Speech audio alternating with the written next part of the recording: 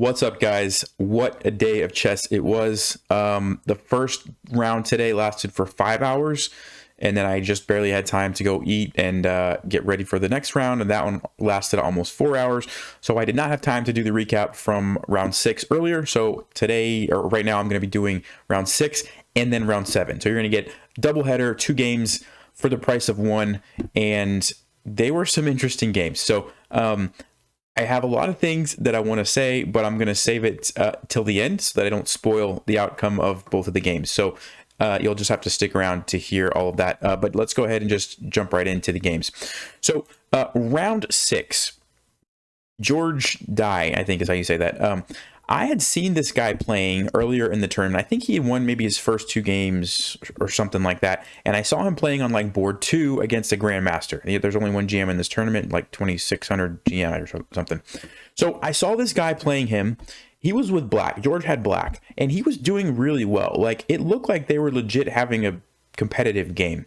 And the GM ended up winning like a pawn, and then went into an endgame, rook and pawn and knight endgame, and I think, the GM managed to pull it out, but it was close. Like, it definitely looked like the guy was competing with him. So I knew that going into this game, I'm like, I feel like this guy's pretty strong, so I wasn't going to take him lightly. Not that I was going to take him lightly anyway, right? But I'm just saying, like, I figured, I better, bring my A game, right? So he plays Caro-Kann, and I only know like one line against the Caro-Kann that I've studied at all. And it's basically you put the bishop on d3. The point is that a lot of times in the Caro-Kann systems, the bishop wants to go to f5. So you basically take control of that diagonal first. And it's a good place for your bishop anyway. So that's what I did. Knight c6. So the pawn's being attacked, and then potentially knight to b4 to get rid of the bishop. So c3, knight f6, knight e2. Now, I had seen a system, and the system that I saw, after they play bishop g4, you castle, and you play queen to e1.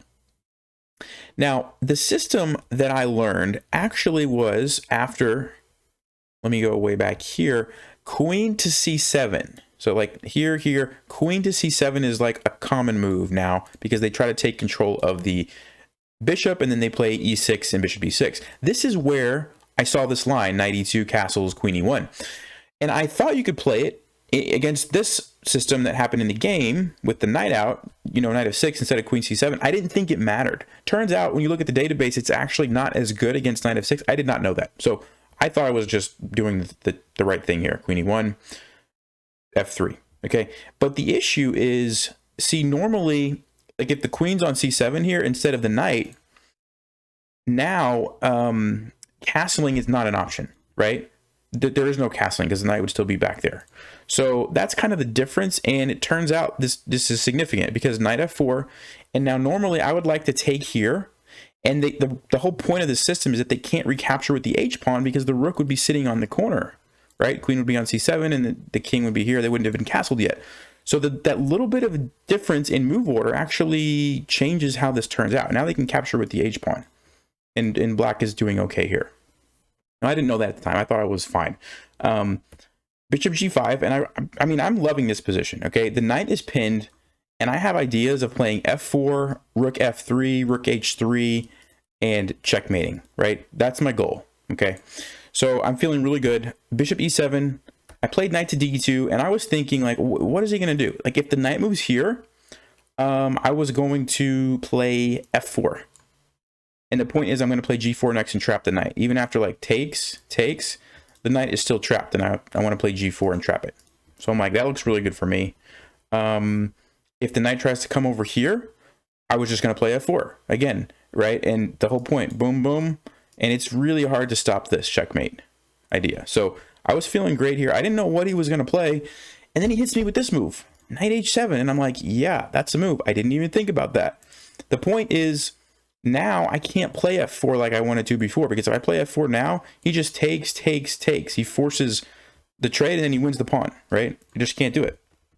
So I have to take on e7, which is when you have a nice attacking position, usually trading pieces helps the person defending. So I didn't want to do this, but I don't have a choice, right? It's just going to be taken. So instead of f4, I had to take, and then I played queen to h3 because I figured if I go to g3, the queen's going to come out. He's going to try to trade with me. I thought maybe h3 to keep keep an eye on the light squares, and this H file made sense. E5, top engine move. I played rook here, queen G5, F4. Okay, so F4, the point here is that, first of all, my knight's being attacked, so I got to do something about this guy. Also, I had a nice little pin here that is now gone because the queen moved. So he's also threatening to just take, and take. Now, I could do something like, yeah, it's really hard to deal with that, right? Because if I defend the knight, like let's say like this, then I lose this pawn. And if I do something about that, maybe knight B3 I could play to defend both. But I just didn't like my knight sitting over here. I thought he could just play something like B6, and my knight's just kind of like, what is it doing over here? So because of that, I thought F4 was the way to go. Force him to capture here, a little pawn sacrifice to get my knight to a better square. Knight F3 with tempo, and queen here, queen D7. Okay, so this is like the only point in the game when the engine thinks that I'm a little bit better. Like I'm slightly better here. Okay, rook here defends the pawn. And I was thinking knight to E5 was a nice move. Puts it in the center. I'm threatening to take here. Once this knight is, like, let's say takes, maybe I can take a pawn. I'm also threatening here to keep the rook tied down. If he takes me, my rook can come up. It looked pretty good to me, right? Engine doesn't like it. Engine says, for some reason, I have to play queen D6 and then try to go get this pawn with my queen. That was the plan that kept the advantage for white. No idea why that's the case, but okay. So knight E5, knight F6, top engine move, and it's really the only way that black kind of saves his position. Attacks my queen. I got to go somewhere here. Attacks it again. I got to go somewhere. I went to C7 trying to keep it active. Like I don't want to come way over here. It's not going to do anything. So I'm trying to keep it active. Knight takes E5, top engine move. G5, top engine move. And by the way, I do not think this guy was cheating. That's not why I'm saying that. I'm just saying I think he was playing really, really well. Like I think he's super underrated. I think this 2000 rating is a joke. And maybe that's because, you know, the pandemic and everything, like he's just been studying for the past like 2 years and hasn't played in a tournament or something, but the guy's very strong. So G5, okay. Rook F3, this I thought was a nice move. So basically, after G5, I have to be careful because knight to G4 is a big threat. Like let's just say I double up my rooks here. Knight to G4 is happening. It's a fork on the rook and also threatening this. Very dangerous, right? So that was what I had to deal with. So rook to F3, if the knight comes in now, I have a really nice move. If you want to pause the video, what do you think I can play in this position for white? And yeah, it's not really that hard to find because I just said rook F3, but rook H3. And the queen is actually trapped because the bishop's controlling here. And then, you know, there's nothing the queen can do. So that was my idea to stop knight to G4. So I thought that was pretty clever. So he plays queen G4, bishop to F5. Queen is almost trapped. It's almost trapped. It's so close, right? Check this out. I can play here, and it's like, sorry, it's really, really close, except there's one move right here. And I'm in trouble after that, actually. So it doesn't work, but almost. But I played there anyway because I wanted to get control of this diagonal and force the queen back. Okay. And then I just played b4. And I felt like, okay, you know, I've dealt with this knight g4 threat now, because if he plays knight g4 now, I still have this move, rook h3, trapping the queen. So I'm not worried about that. I've got my bishop's doing a nice job. You know, b4, the point of that is I wanted to take this, and I didn't want the rook to be able to come over and then come and take my pawn. So I thought b4 made sense. He plays g6. I went back to c2. And I was thinking, okay, I was expecting something like queen h4 maybe. And I was thinking, I'll show you here in a second, that I had this move, rook e7. And I felt like, okay, this is looking pretty good because I have threats of taking here. The idea is that if the pawn takes, this is going to be checkmate. And so, you know, if this gets open, there's lots of things happening, right? Also, the bishop on c2 controls d1, so I don't have to worry about checks. And yeah, I mean, I'm threatening these pawns. This rook is tied to defending this. I was feeling really good. I thought I had a nice position. And then he hits me with this. Boom, rook d7. And I'm like, okay, yeah, that's a good move. I didn't think about that. Actually, I did think about it. I was planning on playing here. And then I realized I can't do this because takes. And I thought this is good because I have an attack on the knight. Also potentially can sacrifice here after the knight moves, open up for the checkmate. I had all these bright ideas. And then I realized he just plays rook e8. And I'm getting mated down here if I move my queen. I can't take this because this, check. And the game is over. So once I realized that, I was like, okay, well, I can't play queen e5 like I intended. I have to take the rook, which is not what I wanted to do, but I have to do it. Queen comes down. And if I just trade queens, which actually Engine says was the best move, but if I just trade queens, I'm in a losing endgame. Like, I'm just down a pawn now, right? 3, 6, 7 against 3, 6. These guys are pretty strong. This clump of pawns here is actually going to start pushing down, and I'm going to have a hard time hanging on for a draw. So I'm like, I don't want to do that. You know, the only thing that I have going for me is like maybe some pressure on his king. So I want to try to keep queens on the board. So I played here. Because now if he goes rook e8, I can just take the knight because it's not checkmate anymore. I can just move because the queen has been displaced. Okay, so that was my idea. And then queen e6, one of the top Engine moves. And the point is he's defending the knight, forcing a queen trade because now, again, I can't move or that's just mate in one, checkmate. So he forces the queen trade. And by the way, right around this time in the game, the guy was running out of time. Like he was using all of his time the whole game. He was thinking so much and he got really, really low on time. And I think, let me check the notation. I think this was the part in the game where he, let's see, what move were we on here? Queen e6. Yeah, 32. So we still had 8 moves to go and he has like 3 minutes. So he's playing on increment pretty much at this point. He's playing on the 30-second increment and still playing like really good moves. So, okay. I had to take it and then I could take the pawn right away. But I found this move, rook h6, I wanted to actually take it with my rook because then it's check and I'm going to be able to take both of these, or at least that was the plan. So rook here, I took it, he went there, I took it. Now his rook comes in, but I do have this move, bishop check. So I'm like, okay, this looks pretty good because if he goes here, he's walking into the discovered check. Keep in mind, he has no time. He's got to play really quickly. So I'm like trying to play fast here. I played h4. I'm thinking I'm going to just push this pawn all the way and get a queen because the king's been pushed away. I have my rook and bishop, ready to go. Okay, and again, he has no time. He plays rook c8, h5. He brings the rook here. I played h6. He played knight h7, and I think, let's see, is that the time control move? Yes, he played knight h7 with literally 10 seconds on his clock, and that was 40 moves. So now he gets an extra 30 minutes. Okay, so I was like, all right. I rushed those last moves just to try to see if he would make a mistake in time pressure. And I wasn't sure if this what was happening in this endgame. I thought maybe the pawn could be dangerous, but I don't know because his king's right there, so that's could be a problem. Anyway, this is pinned, so I can't take his knight or I lose my rook. Okay, and then this is just gonna he's just gonna go here and take it, and I'm gonna lose. So only thing to do was to move my rook back, only square available because this is covered by the pawn. King comes up and he's threatening to just take my bishop, right? And again, if I take the knight, takes my rook. So the only move to kind of save the position here, bishop f5 or h5, actually, either one. And the point is I'm attacking the rook. So if he just takes my bishop, I'm going to take the rook. And then if he takes here, which is what he did, I just take with the bishop. So we kind of just trade. And then he goes here.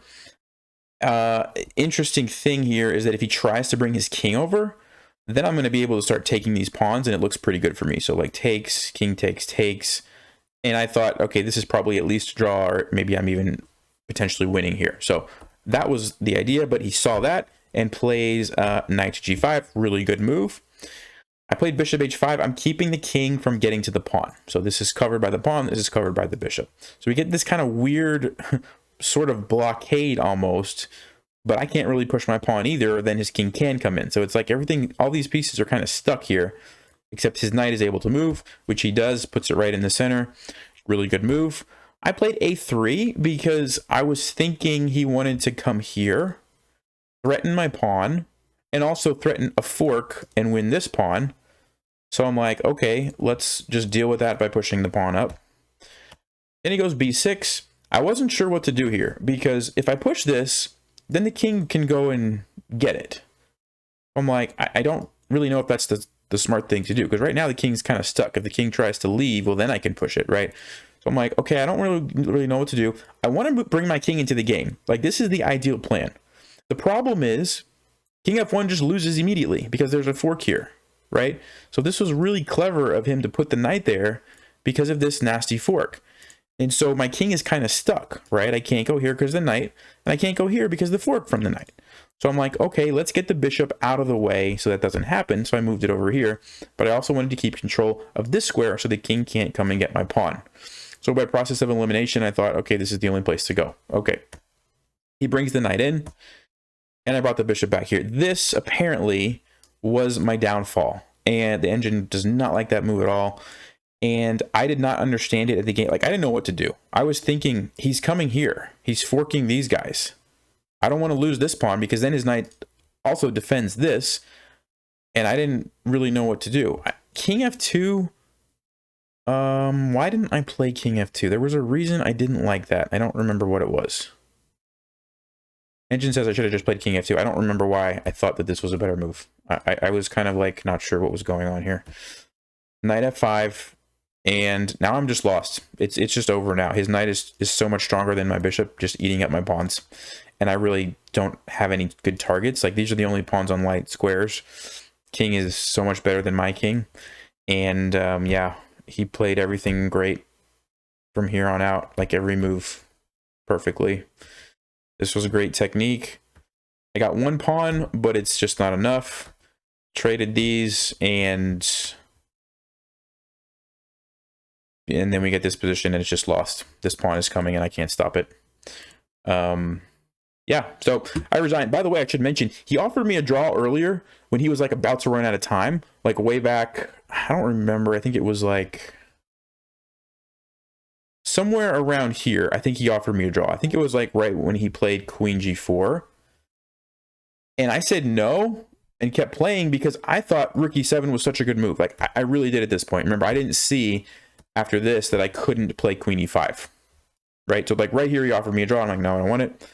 And then I realized, oh, I have to do this, and this is probably not good. So anyway, we went from I thought I was winning to he offered me a draw, I just said no, to I lost this endgame. So yeah, oh, and it was a 5-hour game, by the way. So yeah, that was rough. You know, I knew the guy was a very good player. Like I said, I saw him playing the GM, and so I really feel like he's just super underrated. I don't think that I played bad this game. I really don't. Like, the only moments in the game that I really could say, let's see. Yeah, there really wasn't any moments. Like, here when I played 95, Engine says queen d6 was how I kept the advantage. Okay, like, instead of 95, I'm going to play a random queen d6 and just go for this pawn. It didn't make sense to me at all. And then everything else, I played fine. I didn't make any big mistakes here. Except rook e7. I missed the little tactic there with the rook coming down. So there's that. But other than that, I mean, I thought I played really well. So I can't really blame myself for this one. He just played great. I played really great. So anyway, that was round 6. All right, so here we are jumping over to round 7. Now, as you know, 5-hour game last time that I lost. I was not happy about that. I'm tired at the start of this game. I'm like, I don't even really care what happens. I'm just going to play quickly. And you know what? Another 2,000. I'm like, who knows? He might be GM strength. Like, I don't know. So e4, Latvian Gambit. I didn't even think about it. I'm like, I'm not even worried if he has like studied this or something. And actually, the guy thought for a little while. It looked like he was surprised, and he plays d3.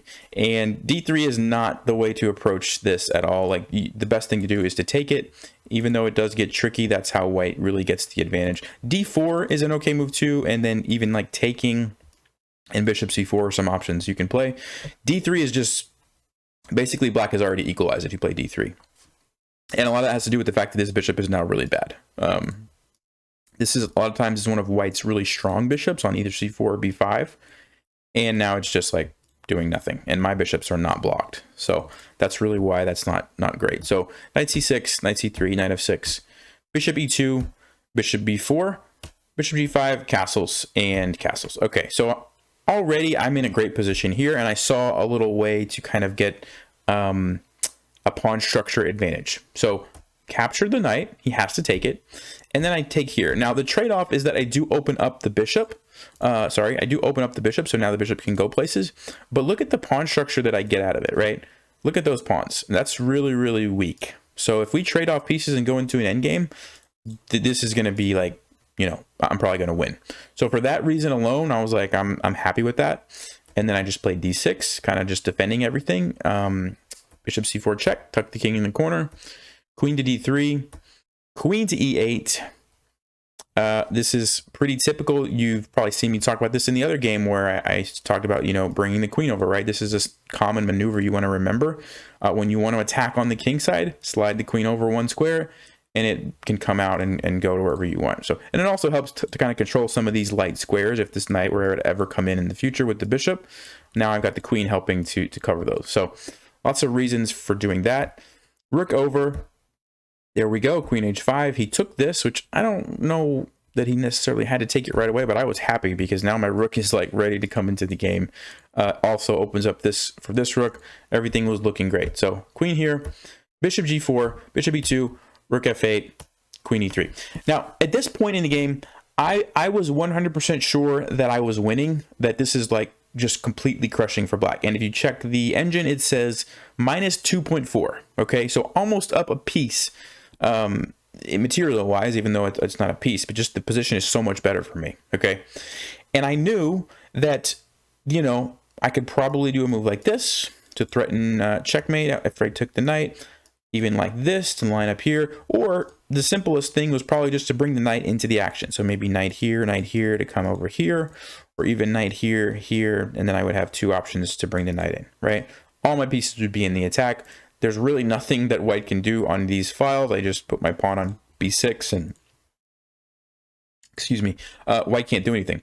So while I was thinking about that, I was like, you know what? This almost looks like a position where there's some sort of tactic here, right? Like takes, maybe I can sack the rook.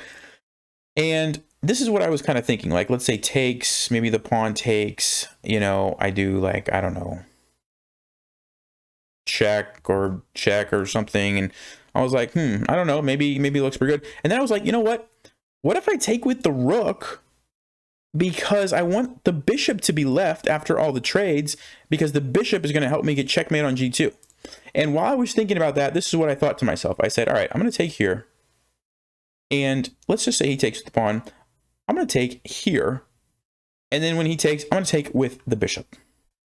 And this looks amazing, right? I mean, there's all sorts of checkmates here.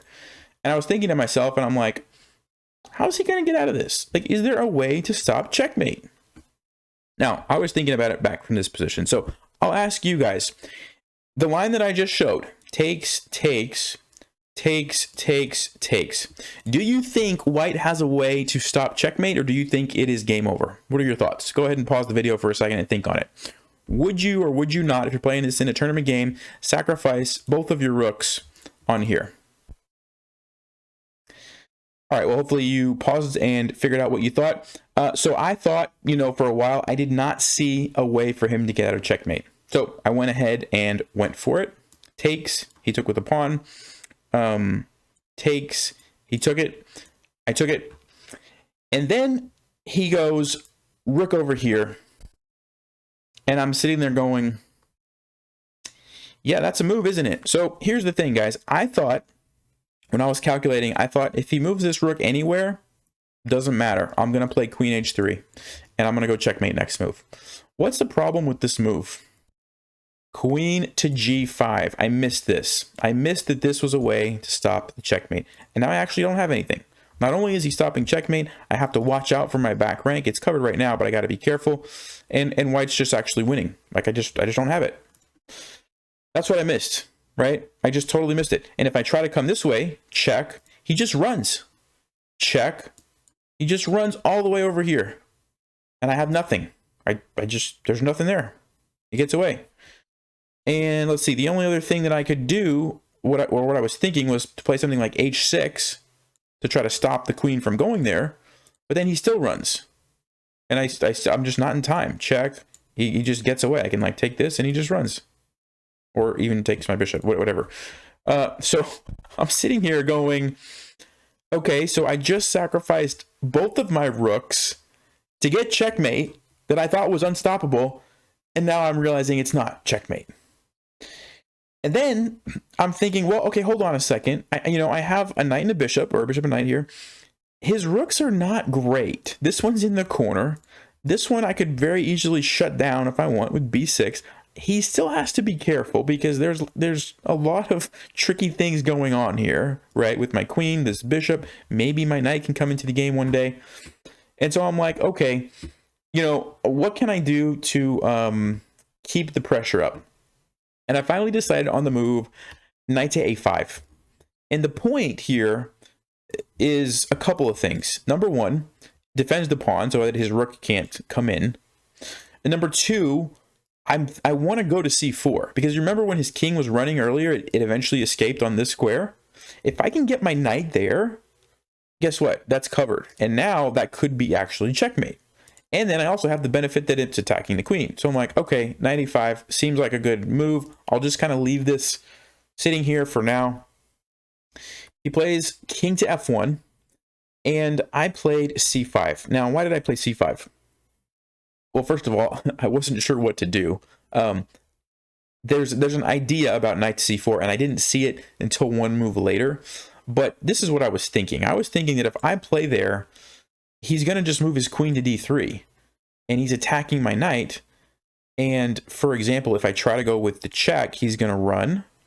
And if I try to, like, come in with my queen, he's just going to, like, probably just take my knight. And I didn't see what am I going to do. Like, I can go check. He just goes here, check, and he gets away, right? I just don't have anything. So that's what I thought. You know, if I played knight c4, he was just going to do this. I'm like, okay, well, I guess I just got to do something like c5 to kind of stop the queen from coming in here. You know, I didn't really know, like, what else to do. I was just thinking, like, c5, b6, maybe just kind of put my pawns. I wasn't sure. Now, there's actually an idea, which I'll show you in just a second. So c5, he plays rook here, and now I'm like, keep thinking. I was thinking about playing b6, just kind of defend. And now I realized the idea behind knight c4 that I could have played before, but I didn't see it in time. The idea is this: knight c4 on queen d3, I have the killer move queen takes h2. And the point is that both of these pieces cannot be captured. So check it out. If he takes the bishop, knight to d2 check, forks the king and the queen. So the bishop is uncapturable. If he takes the knight, checkmate in one move. Game over. Okay. So if I would have saw that before, let's go back a move, I would have played this immediately instead of playing c5, right? I would have played knight c4, and then if queen d3, queen takes h2. Boom. Same idea. If he goes there, I have the fork. If he takes here, I have checkmate. Okay? And now I'm in a pretty nice position, actually. Now it says, computer says black is actually winning, surprisingly, or slight advantage, minus 1.6. But it looks, I mean, what's the move here? King e1, queen g1 check, queen f1. Only thing he can do is block. Okay, so we got a similar position in the game as this. So I'll show you what happened in the game now. I played c5 because I didn't see that right away. After here, that's when I saw it. So I played knight c4. He went there. I took on h2. And like we talked about, these pieces cannot be captured. So only move king to e1. Okay. And I was looking, like, is there some way to checkmate? There's not. There's no way to checkmate because whenever I check on either square, he's going to just block with the queen. Okay, so there's no mate. But then I was thinking, like, all right, 1, 2, 3, 4, 5 pawns. I have 2, 4, 5, 6, 7. And his rooks are, like, really not great. Maybe there's actually some sort of end game where I trade queens and I can win the game. So that's what we did. And I played b6, which Engine doesn't mind it too much, but it says it's better to just take the pawn right away. Yeah, I don't know why I played b6, because b6 turned out to probably be the start of something that didn't go as I planned. So just taking the pawn was the simplest thing. Defends this, gets the pawn, and we get this weird position where I have, let's count the 3, 6, 9, 10, 11, 12. I have 13 points, and white has 5, 10, 14 points. So he's up a point, but he has 2 rooks, 4 pawns, and I have, you know, knight and bishop, all these. It's a weird position, but I have a lot of compensation, I think, because of the way that the rooks are placed. They can't really get through, and rooks need to be able to get through to do stuff. So that's what I should have done. I played b6. He plays a4. I played h5 because there's a lot of lines here where once these files get open, or these, the files get open, then there's some, like, back rank checkmate stuff happening. And so I'm like, let's play h5. It looks like it could be a useful move, and I don't have to worry about checkmate. Okay, fine. a5. I took the pawn. He took. I took. He comes in, and I knew what he was going to do. I knew he was going to sacrifice the rook, you know, to open things up. And we're going to get this bishop and pawns against rook and pawns endgame. And I said, okay, well, let's go ahead and take this pawn. He did do that. And this is under attack. So I'm like, okay, I got to push it forward. And he goes here. And this was a good move. I didn't see this move. But the idea is he wants to take this pawn, obviously. And if I just move it forward, he wants to go here and fork these guys. And this is going to be captured with check. And I don't know. This is not looking so great. So I'm like, okay, what do I do here? And I played g6, which I think Engine seems to think is okay. My point was that I want to go ahead and defend this pawn. Now this is defended.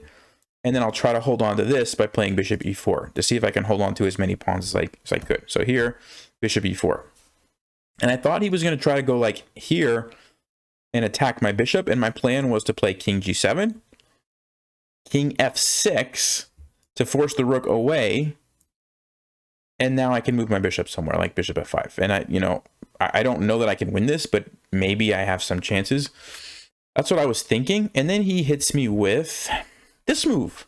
Really good move. Because guess what? My king is stuck. I'm never leaving the back rank if he doesn't want me to, right? Never. So that's something you got to think through. In hindsight, maybe pushing the pawn to h6 back when I pushed it to h5 would have been better because it wouldn't have been a target like it was in a lot of these cases. I don't know. Anyway, I pushed to h4, and this was, first of all, let me just say, guys, I was super tired, okay? I have been playing for almost 9 hours at this point. My brain is not working. And so I'm like, let's just push, start pushing this one down. I'll be able to defend it with the bishop from there once I get it there. He goes king g1. I played bishop f5, rook e5, and this is big mistake here. So I played king here thinking that he was going to take this. I was going to push here, and I would have time to defend all my pawns for some reason. I don't know why I thought this. I don't know. I don't know. But I don't have time because if I push this, he just goes here and he's taking another pawn. I'm just giving away pawns. So Engine is telling me that if I played d4, which I don't think I would have ever played that because then he takes here, or at least this is what I would have been afraid of. Oh, and then it's just telling me to trade. This was better. Okay. Yeah. I mean, I don't know. Actually, no. If d4, what about this move? This is what I was afraid of, that he was going to get the pawn. d3 takes bishop e6. It's saying that this is like a good chance for me. I didn't like this though. Giving him this pawn, I thought I would have been in trouble for sure. Anyway, going back to the game. So I just completely messed up here. I didn't realize that I was losing a pawn again. So lots of mistakes here at the end. And we went from completely winning, sacrificed 2 rooks, even then drawing endgame, and now we're just losing. This is just lost. Eventually he's going to sack. Took him a while to kind of figure out what to do, but eventually, yeah, he just sacks and then goes into this king and pawn ending, which is a win. This is kind of instructive, just so you guys can learn here. The king and pawn endgame, a lot of times it's a draw, but if your king is in front of the pawn, like his is, that's when usually you are able to win it. And that's exactly what he does, and this is why you can win it. You can see, because you can push the pawn with your king's help. And actually, that's not what I played in the game. I played... Is that what happened in the game? Let me see. Yes, this is what happened in the game. He played here. Sorry, he played here. That's what happened. I don't know why I put the wrong move in there for some reason. Anyway, he played here, here, and here. And the reason this is a win is because he gets the opposition. So he moves, gets the opposition, forces my king to the side, and the king just comes in, escorts the pawn down, and I resigned because there's no stopping this from becoming a queen. So, I played... Oh, and by the way, I forgot to mention... Let's go back for a second. I forgot to mention... Way back here, when the dude played a4, he offered me a draw. Okay, so this is the second game where they offered me a draw. I said no. I thought I had better chances at this point. Ended up losing. So just to recap, I have played almost 9 hours of chess today, had 2 draws offered to me, both by lower rated players that I declined, and ended up getting 0 points, losing both games. So, yeah, I'm not going to lie. After the first game, the 5-hour game that I lost, I was feeling pretty bad. After this game, losing, I was just kind of like, now it's just kind of become a little bit funny to me, a little bit comical. It happens. These guys are playing well. This guy played well after the double rook sack. He found the way out. But prior to that, this game should have been over. This game was over right here. If I don't sack both of my rooks here, and I just bring the knight over, anything really. This move, bring the knight like this, bring the knight like this. Any of those moves, the game's going to be over. Once the knight comes over, surely there's going to be some tactics and I win. Even if I have to just trade all the pieces, it's going to be a 1 endgame because of the pawns. Anyway, after that, he played really well. But yeah, no, I mean, I'm not even upset anymore. It's just kind of funny to me. But I will tell you this. I learned something extremely valuable from these 2 games today. All right, so I just went back to the opening because I want to talk about something. I learned a really important lesson today, and I'm actually glad that this happened because this is the best way to learn this thing. But I have been saying, and you guys have heard me say this, that I'm struggling with my openings, right? Like my opening choice, my opening theory. What do I play against d4? What about the, I've been thinking that openings were my problem for a long time, right? This game was not lost because of an opening. Look at this. Look at this position. Nothing to do with the opening. Absolutely nothing. Let me jump over to the other game. Let's go back to the opening. There's nothing wrong with this position. Like, yeah, it wasn't as good as I thought it was going to be, but this is a totally fine position. There's nothing wrong here. Okay? I did not lose either of these games because of the opening. Both games that I lost, and really this one is probably a better example, came from something like this where I missed a move. I just missed it, right? Boom, boom, boom, boom, boom, boom. This move. I completely missed this move because I didn't think he could do that because I thought this because of queen g5. If I see this, I don't sack the rook because I'm, oh yeah, like I see that doesn't work. I just missed one move. Like I calculated all these other things, missed that one move. So, yeah, I'm not losing games from openings. That's what I learned. I'm losing games because of tactical mistakes. And so I know what I need to work on. I know what I need to fix. I have to be better at this kind of calculation stuff and be more careful before I give away 2 rooks, right? Or be willing to just play the safe move, bring my knight over, put my pawns so that the rooks can't do anything, bring my knight over and get the win that way. Although at some point you do have to calculate tactics. So yeah, I'm really glad this happened actually, because that's like a huge thing for me to take going forward that I know I can work on. So I got to work on tactics and not missing moves, right? If you go back to the other game I played against the International Master, I missed h5 when he played h5. I didn't see it, right? Same thing against the other International Master, the knight b6 move, if you remember those games, right? So that's the mistakes. Those are the mistakes that I have to fix, and we saw that today. So I'm going to stop worrying about openings, and I'm going to focus on what really is the issue. So anyway, I know this was a really long video. Thank you guys for sticking with me. If you made it this far, I appreciate you. Oh, yeah, by the way, I have a bye tomorrow. I'm going to church and hanging out with my family, and then I have one final round in the evening, so we will not worry about openings in that one. I'm just going to play, chess and try not to blunder when I'm calculating stuff. So anyway, thank you guys for watching. Stay sharp, play smart, take care.